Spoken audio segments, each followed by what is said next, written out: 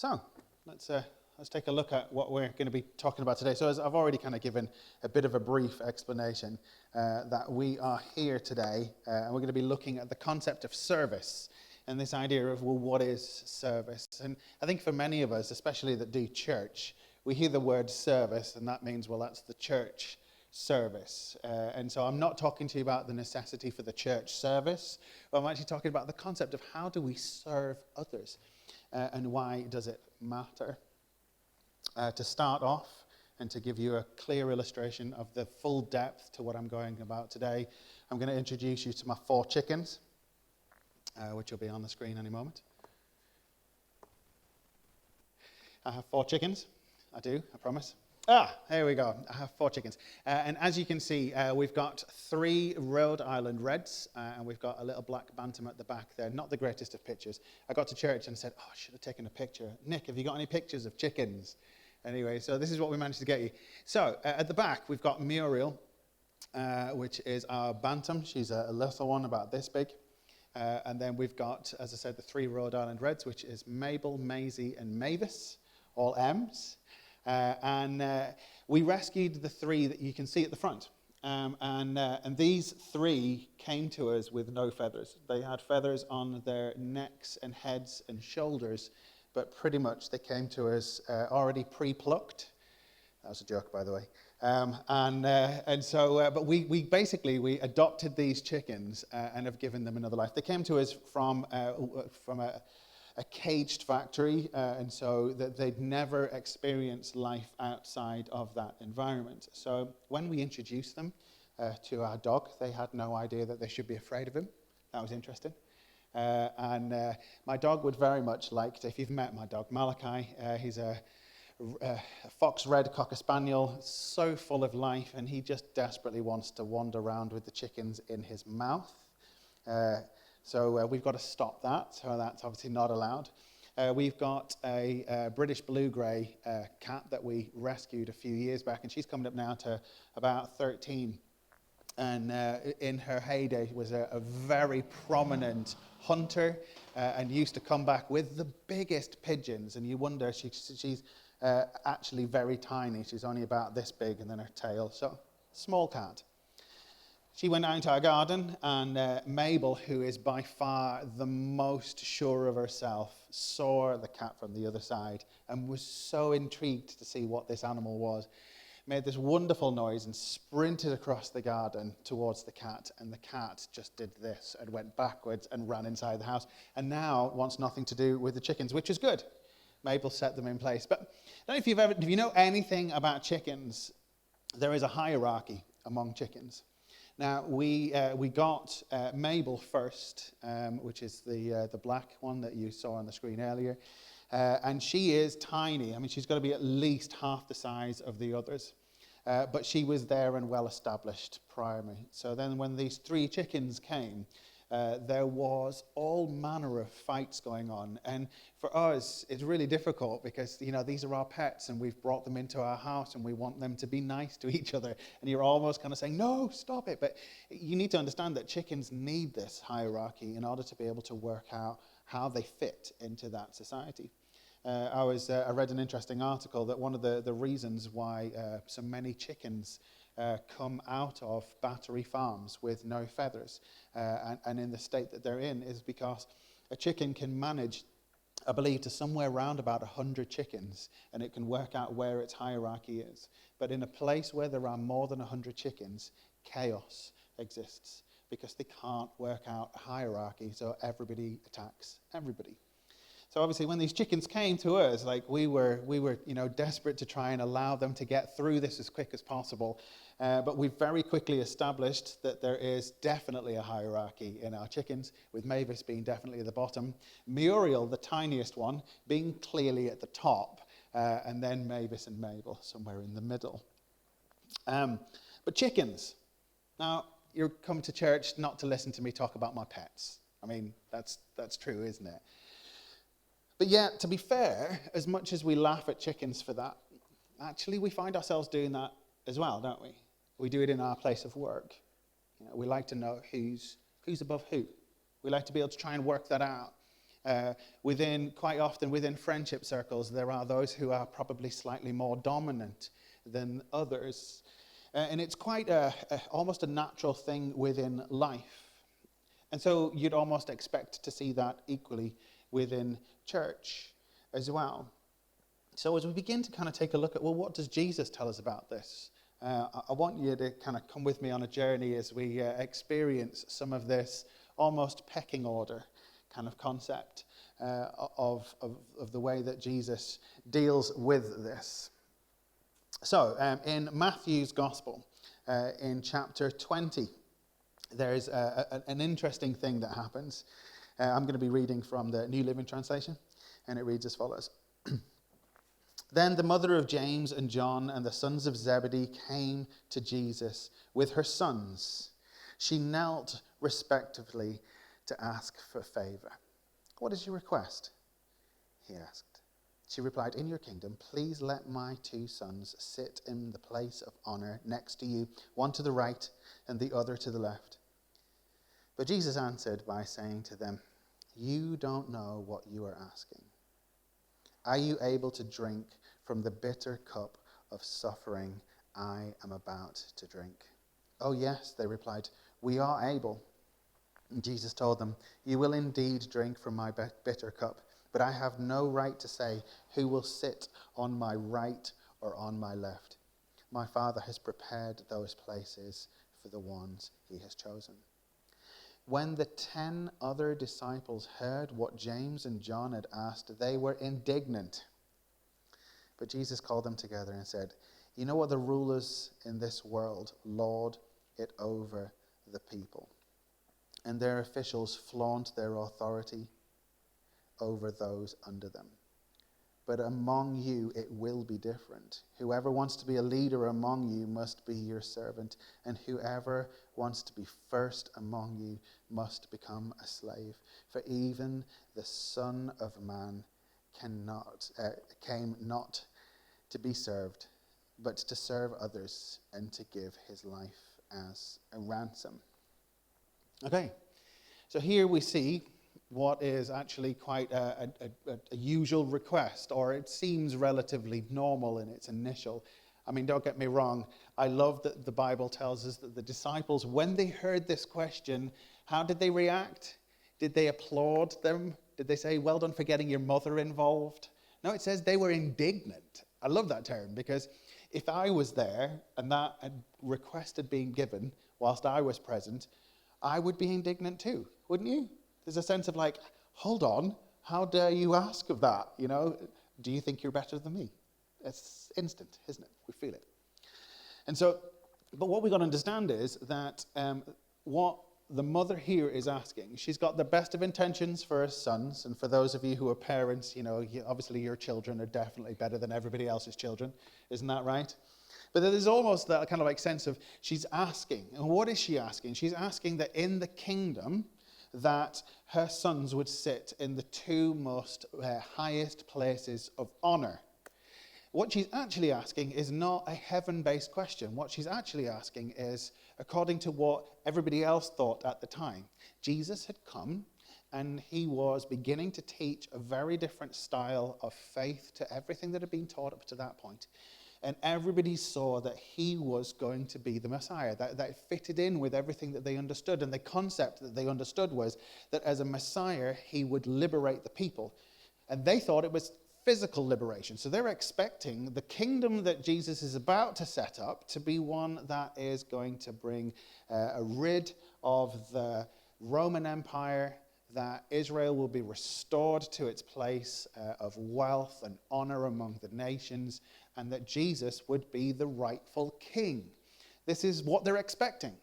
So what she's actually saying is, the 2 most powerful places of honor, would you give them to my son? But agree this now whilst it's not much, but then when it comes into place, let it be so. So that's what she's asking. Jesus' reply actually tells us so much about his wider vision. So he's not saying, you know, you're asking for me to be the king and for your 2 sons to be the prime ministers, or, you know, some state of fair or something like that. What he replies is by saying that actually in heaven, he hasn't got that place to be able to say who can and can't because it's already been declared. So his answer is actually quite different. And now you'd think by the time that we actually got to the end, when Jesus actually dies, that with all of the statements that Jesus has said, that they would have expected it. I'm still surprised when he gets to the end that the penny has not dropped. They still have not understood what Jesus is actually about. But then he tells us this kind of absolute turnaround statement. And that turnaround statement is that he says, listen, the rulers of the world lord it over the people. And I mean, we see that. We see that even with our own government. I mean, not talking overly political, but it's not what you know, it is most certainly who you know, isn't it? You know, we've been reading about through the times of COVID of how some of those, top jobs have been given to friends, how contracts have been given to people that probably shouldn't have had it, and all that sort of stuff. We see that once you're in that kind of place of power, that you've almost got the right to say and do as you want. And what Jesus actually says here is that actually, but among you, verse 26, it will be different. But among you it will be different. So there's a requirement for it to be different. I'm going to use another illustration as well. We're going to bump through to Luke in chapter 9. And again, something very similar begins to happen. And in verse 46 through to 48, it reads as follows. Then the disciples began arguing about who of them was the greatest. But Jesus knew their thoughts and brought a little child to his side and said to them, anyone who welcomes a little child like this on my behalf welcomes me. And anyone who welcomes me welcomes my Father who sent me. Whoever is the least among you is the greatest. Now, all of this is backwards, much like majority of other of Jesus' statements. Is he saying the world says this? Humanity expects this. This is what you're so used to. But in the kingdom of God, it's different. And it has to be different. And look at how he explains it by bringing a child in, and then kind of it goes about and explaining that actually we've got to be welcoming. And I'm always struck by these statements that Jesus makes. And actually he goes about it from his birth right through to his death. Jesus doesn't come and is not born into King Herod's wonderful temple and is not, into the temple, into the palace, but instead he's born into a stable. The living God who has the choice of where he would be born chooses to be born into the most lowliest of places. He chooses to do it and live life in a way that he could very well have dressed in the most amazing of clothes and rubbed shoulders with the most amazing, eating the best of the food that the world had to offer. And let's face it, as humanity, we should have done that for him because that's what we expect. That's our idea of greatness. Yet Jesus' idea of greatness is quite the opposite. It's to walk among. It is to bless. It is to bring life in its fullness to everybody, not just the elite. And that defies everything that the world tells us. And then in the end, when we see Jesus on the cross, he dies a criminal's death, not that of somebody of power. Okay? So we need to grasp this, that Jesus in everything he does embodies these statements that he's saying. If you were with us last year, we spent a bit of time looking at a particular passage out of John's Gospel. Well, in fact, actually, we looked at the entirety of John's Gospel. But for me, one of my favorite parts is in chapter 13. And so I'm just going to read a little bit. I'm going to unpack it a bit just so that we can understand it. And then we'll actually see how this fits into the wider. So let's do this together. So chapter 13. Verse 1, it says, before the Passover celebrations, Jesus knew that his hour had come to leave the world and return to his Father. He had loved his disciples during his ministry on earth, and now he loved them to the very end. It was time for supper, and the devil had already prompted Judas, son of Simon Iscariot, to betray him. Jesus knew that the Father had given him authority over everything and that he had come from God and would return to God. So he got up from the table, took off his robe, wrapped a towel around his waist, and poured water into a basin. Then he began to wash the disciples' feet, drying them with the towel that he had around him. When he came to Simon Peter, Peter said to him, "Lord, are you going to wash my feet?" And Jesus replied, "You don't understand now what I'm doing, but someday you will." "No," Peter protested, "you will never, ever wash my feet." Jesus replied, "Unless I wash your feet, you will not belong to me." Simon Peter exclaimed, "Then wash my hands and my head as well, Lord, not just my feet." So the story continues. So let's just take a brief look at this as a concept. First of all, if I was to say to everybody now, please take off your shoes and your socks, and I'm going to come around and wash your feet. How many of you would be comfortable with that? Yeah? All of you, apparently. Yeah, absolutely. Corns and all. So no, that's not what we're talking about here. But why? Because actually, to be fair, it's so foreign to any aspect of our culture that, it almost makes us feel a little bit weird. I mean, the idea of somebody playing with my toes, I'm not really up for that. The idea of somebody washing our feet, it doesn't make sense. And that's because we live in a very different climate. So if you would, I want you to just try and picture with me exactly what Jesus is doing here. And that is, it starts off actually by us understanding the place to which Jesus is in. So he's not in Great Britain, not as the song Jerusalem might suggest. But no, he actually is in Israel. And actually, he's in a place which is very hot. It is very dusty. So those are your first two things that you need to grab hold of. Secondly, most of us that are here are in closed shoes or footwear. There'll be a few of you among maybe wearing some nice sandals. Sometimes I occasionally wear flip-flops in the heat of summer, right? But for the most of the time, we tend to wear shoes where we've even got socks on as well. But Jesus would be wearing sandals because that was the norm. And in fact, if you still go to the Middle East, that is still the chosen footwear. Why? Because it's hot and you don't want sweaty feet. So first of all, so you've got to understand, we know it's now, it's very hot, it's very dry, it's very dusty, and people are wearing sandals. The next thing you need to grasp as well is that it's hard for us to imagine this, but if you were to go back even 50 years, cars were an unusual thing to see. If we go back to Jesus' time, they would be very, very unusual to see. Yes? And that's because there weren't cars. So what was the mode of transport? Well, it was animals. So it would be donkeys, it would be oxes. If you had a lot of money, it would be horses. That there would be livestock around everywhere. So as you walked through a bustling street, there would be quite often sheep and goats. There'd be all manners of stuff. Now, if we're lucky, the only time that we see any form of animal, it would be whilst we're wandering around Lidl or a co-op. We rarely see animals at all. But there, that would be the case, which would mean that then there's we've got horses. Nick's got horses. And, they don't poo where you want them to. It just happens wherever they are. That's the nature of it.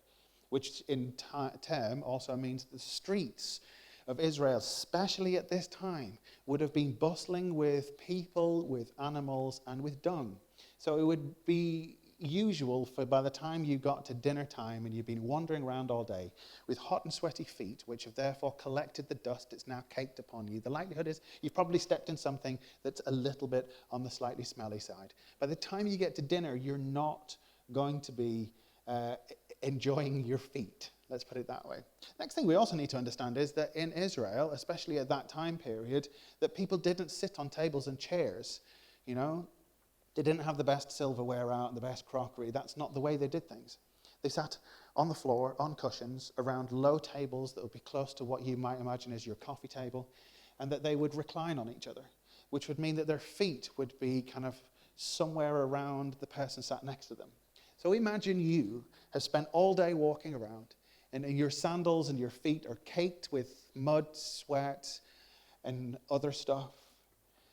And as you're reclining, your feet are going to be somewhere next to the person next to you, and you're about to eat. Would you not feel embarrassed? You would. I would. So the concept of the washing of feet makes sense. But again, also what we miss here is that it's almost like Christmas dinner, Passover. It's the big meal of the Jewish custom, and so there's an element of excitement, but it's the best. Now, if you read earlier on in all four of the Gospels, there's certain people that have been sent ahead to prepare this meal. And to prepare this meal means not just to book the room. It means not just to book the food, but it also means to book the correct people to be there to serve. And again, time period-wise, servants and slaves is quite a normal thing. And so if you're having a big party and there's going to be 13 blokes sitting down to eat together, they're expecting that there will be somebody who is there to serve them. So for the moment that they walk in, that their feet would be washed, that their hands would be washed, and they could sit down and eat and enjoy a meal. But clearly something has been forgotten here because that's not happened. And so imagine that you are Simon Peter, and again, we see him going, are you going to wash my feet? There's a shock. And we miss the shock. That shock is because at that point, before Jesus stands up, there is the most awkward silence in the room. And that's because they're all sitting there trying to work out who's the greatest. Why? So they can work out who's the least. Because then the least's job is to wash their feet. Yes? So can you understand why there's this kind of like sense of just almost awkwardness that's going on? Because they're trying to work out. Somebody's forgotten something. There isn't somebody to wash their feet. Well, I'm not going to do it. Now, you can imagine them looking around and going, well, I think I'm in higher standing than you. I'm not so sure about you. But I'm not going to wash your feet. You can see this kind of like sense of mentality that's going on. So as soon as who stands up to wash the feet, it is by all standards the greatest in the room. This is wrong. It shouldn't be happening. So when he gets to Peter, and Peter's like, no, you're not going to wash my feet. That's because he recognizes if anybody should be washing anybody's feet, it should be Peter washing Jesus' feet. Does that make sense? So this is why this is so big. And for us, as we read this, we don't get it. So we've maybe skimmed over this, who knows how many times. So I just want to help you understand that Jesus' mentality here is that he longs to serve. And then I love Peter, just speak first, think second. His response is, well then wash my hand, after being told, unless I wash you, you won't belong to me. And then Peter's response is almost like, then bathe the entirety of me, that I may all belong to you. I just love this response. So what does this have to do with anything? Again, I'm not telling you that when guests come to your house that you should be washing their feet. But what I am saying to you is this, is that Jesus' idea of how the greatest and the least works is so countercultural to anything we know. This idea that actually we should be wanting to serve others. And it's not out of a sense of duty. I don't ever get that from anything that Jesus does. I don't get it that he's doing it because that's what's expected in the kingdom. He's doing it because he genuinely loves. And that's why the call throughout pretty much the entirety of John's gospel is, if you love me, then follow my commands. As you read through John's letters, again, it's constantly about this concept of love one another. This is why love has to be at the core. And this idea that actually we see somebody else in need and we should be the first, regardless of where our standing is in life, inside or outside of church. If you're a bank manager, if you're a head teacher, if you're whatever it is that you do for a living of the highest within the community, that when we see somebody in need, our instant reaction should be, how can I help? What can I do? How can I bless? And out of that sense of, especially the more closer that we get to God, the more this should be an instantaneous reaction. How do we go about building relationships and friendships?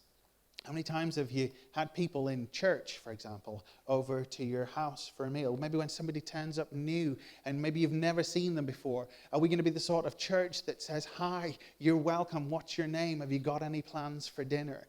You know, like, are we going to be that sort of a church that actually is genuinely loving and sees the difficulties in other people's lives and says, how can I help? For those of you who have been mothers and who now your children have flown the nest, and maybe as you look at other families and you kind of say, I remember being where you were, and then maybe coming alongside even with, I don't know, words of wisdom, or even, how can I help? What's it like to be able to say to somebody, actually, listen, I've been where you are, and I know the pressure that it is to try and raise children and do jobs, and, you know, maybe if you want, I'll happily sit your kids one night so you guys can go out on a date. I mean, there's so many ways that we can serve. There's so many ways that we can step into the void, that we can see other people's pains and allow that pain to be able to say, actually, that makes me want to react, and then see it through. In this, it's not that Jesus is saying that it inverts the concept of leadership. It's not that the ladder is turned upside down and the pecking order that the least of the greatest swap places. Because if that's the case, then Jesus would have handed over his ministry to somebody else. What he's actually saying is this whole idea of hierarchy disappears. I mean, Jesus still carries authority and he still leads, but how he leads is not the way that we imagine. It's not barking orders and expecting people to do. It's instead saying, right, how can we do this? How can we sort this together? How can we team this together? And how can we move forwards? How can we fill the void? How can we see somebody else's pain and be able to step into it and actually be a source of life and a source of light? Richard Foster, as he wrote about this, stated this: therefore, the spiritual authority of Jesus is an authority not found in a position or a title, but in a towel. I just love that. The thing that we think of that carries the authority, is it the position that we hold in life? Richard Foster says no. Is it the title that we hold? Again, Richard Foster says no. What should help us to be able to understand what true leadership is? He suggests, just as Jesus did, it's the towel, it's the service, it's how to serve.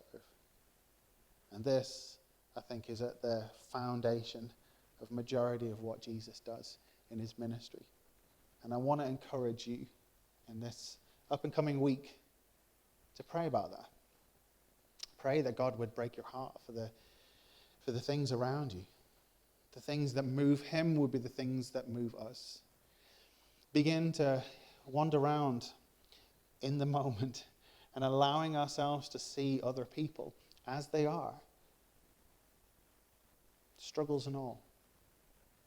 And then ask, God, how can I be you in this situation?